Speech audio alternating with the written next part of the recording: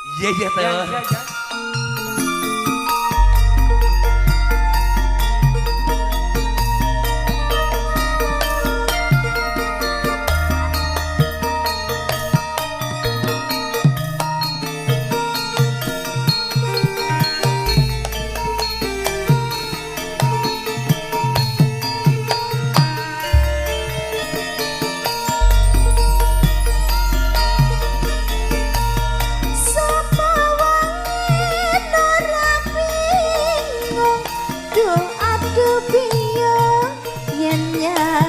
Salah bawane rino wengi hangraritu atiku kang tansah dadi impenku sapa wangi dolae-lae nora kesangsam atine priya bagus kang prasaja solae ngakon luhur debutine dasar alus yen ngendika pancen wasis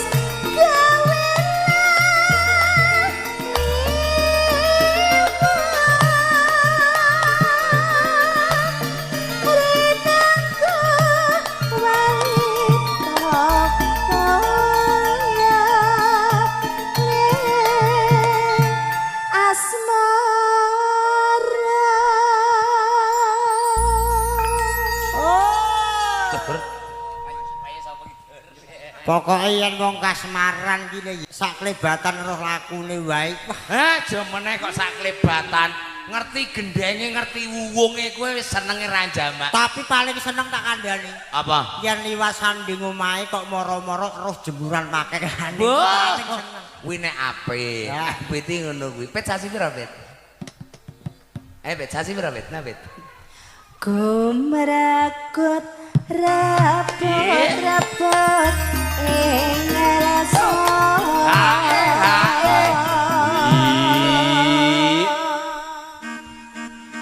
Yo. Berita panggilan kepada Ria. Penumpang pesawat tujuan Madura akan segera diberangkatkan. Pesawat iki jurusan Madura ora ono lho. Lah jurusan ndi? Onoe kapal feri. Oh, kapal feri. Biasa numpak manuk sepure gak apa-apa. Rele urung teko kono iki. Rele urung teko kono iki.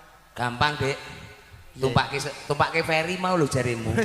Feri kan nek feri lak lanang. Sak sepur-sepure nek wedok. Nek wedok Vero. Vera. Ya Vera.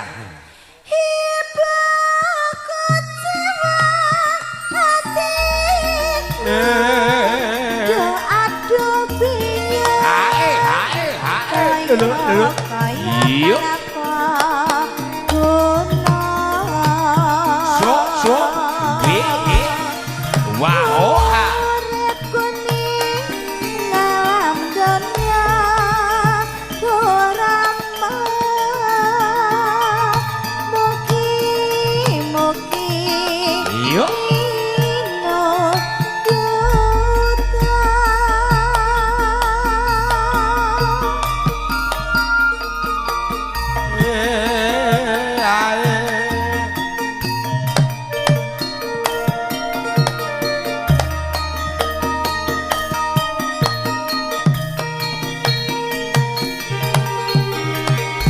Galo. Yo.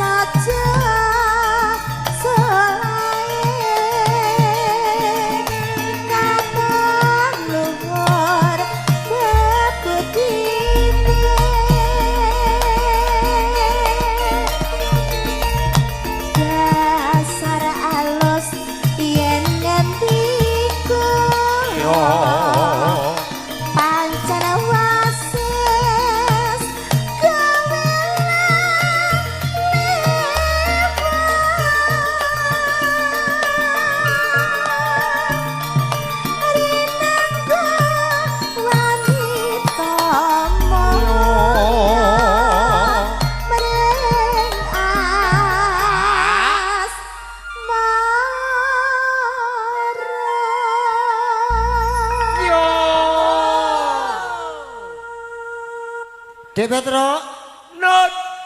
lelibur dina iki ora mung awan tok. Terus mbet piye? Insyaallah engko bengi iki ya isih ana maneh hiburane. Bengi sinengguyung orkes. Orkes. Ya.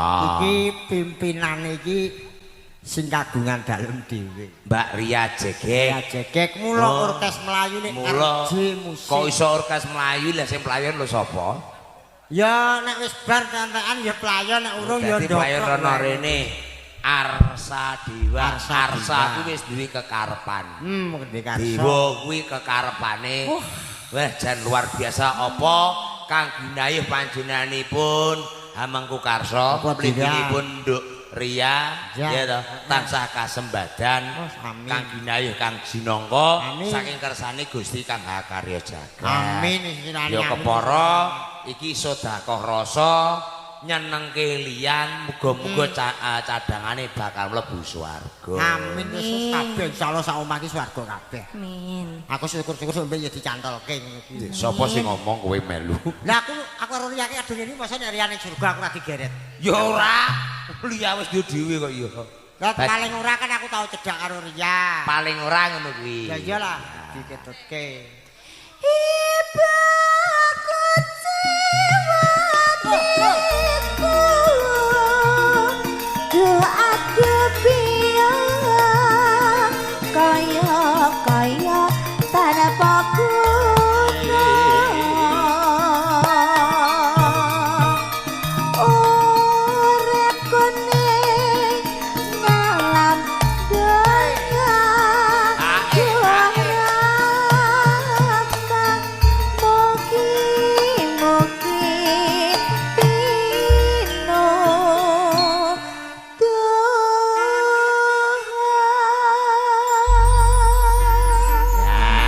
Terima kasih matur sembah nuwun, Nduk Lia wis kersa ngaturke salah setunggalipun.